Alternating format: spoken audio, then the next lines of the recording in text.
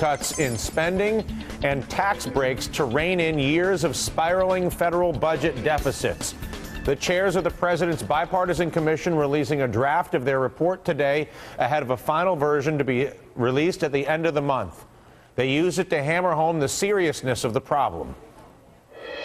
This debt is like a cancer that will truly destroy this country from within if we don't fix it. On the table, both domestic and defense spending caps, estimated, they say, to be $200 billion in savings by 2015, additional savings through cuts ranging from farm subsidies to foreign aid. Meanwhile, the proposal includes comprehensive tax reform that would both simplify the code and bring down rates for all working Americans and reduce the gap between taxation on wealth and work. It would also eliminate some tax breaks, most notably the one that allows homeowners to write off the interest on their mortgages, incentivizing people to buy homes, but not to actually own those homes, simply to pay off the banksters on an ongoing basis. The biggest headline, however, from today's report, a proposal to raise the retirement age from 65 to 68 by 2050 and to 69 by 2075. In the meantime, a proposal to reduce the annual cost of living increase for people already on Social Security. Now, before you get too excited or too upset about any of these proposals, you should understand that all of them face an uphill battle gaining support from the rest of the Deficit Commission, not to mention all the lawmakers on Capitol Hill. The question for all of us now, as we prepare to engage some very difficult decision-making, is what will win out this time? Real, transparent problem-solving, or partisan politics that result in finger-pointing, generational warfare, and broken solutions? Joining us now with his first reaction to today's draft proposal, the fiery deficit hawk himself, hailing from Texas, Republican Ron Paul. Dr. Paul, what do you think? Well, I'm always hopeful, but I'm very doubtful. I don't think much will come of this. I think they will fight over it.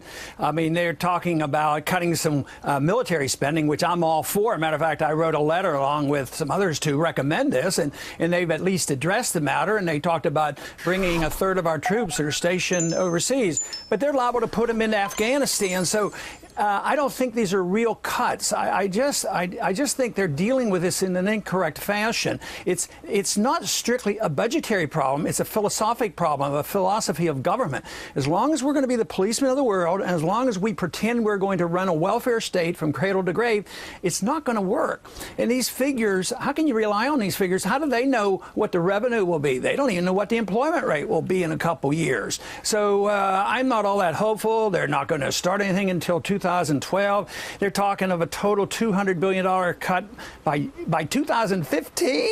I mean, what does that mean? Last year, the national debt went up $1.6 trillion. Yeah. So I'm skeptical, but I'm for all the cuts they have there. I don't think I would vote against any cuts that they have suggested. If you were to be able to set the North Star, however, for a conversation about not just the deficit, because the deficit obviously is symptomatic of a philosophical operating system in this country, not just at the federal government, but in the state government and all the rest of it, and for that matter, a financial system, a bond market that indulges the politicians' behavior.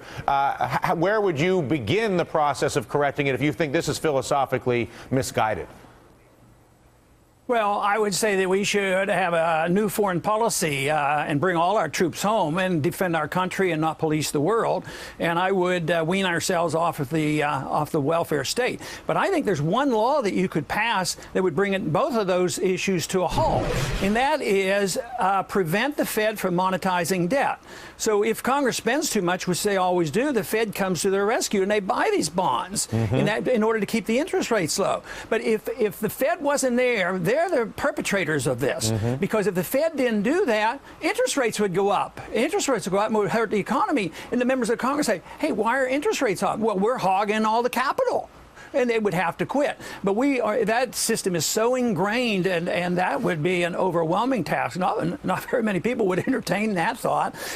So I don't think they're on the verge of changing their philosophy. I think we're working toward a dollar collapse, and as long as they're buying our bonds and all, I think this is going to continue. But I think there's hints that they're buying our bonds less enthusiastically right now than they did a few months ago. And let's talk about that. So it's presumed that the dysfunction comes from the ability for politicians to spend money they don't have, and the ability to spend that money is empowered by virtue of the Federal Reserve and the central banking system, which allows money printing.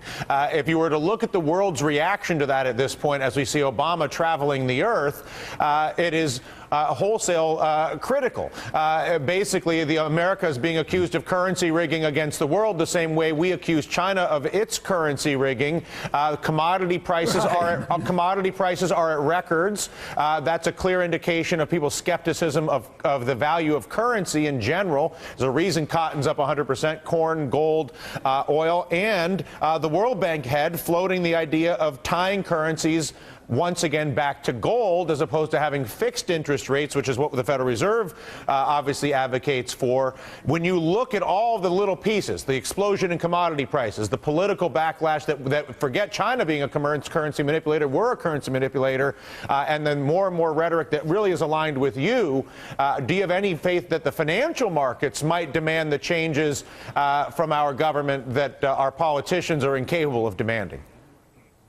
Oh, eventually, and just think of the different attitude about the $600 billion proposal compared to the $1.7 trillion injection. The attitudes are changing. Attitudes are very important. Once they get inflationary expectations, they're seeing the price inflation on the commodities, pretty soon that is going to be injected into the future. Then everything the Fed does to lower interest rates will raise interest rates. You know, just printing money eventually does the opposite. And I'm afraid that's what we're moving into. So that's why watching some of these interest rates carefully will give us an indication and what the foreigners are doing and what China is doing. But to just jump on China and say they're all at fault without us looking at our deficits and the way we manipulate our currency, I think that's a cop-out. And you know, obviously, I agree with you in that regard. If we were to back away from this for just a moment, though, and look at the complexity of this problem and the need to try to avoid generational warfare in this country between the old and the young,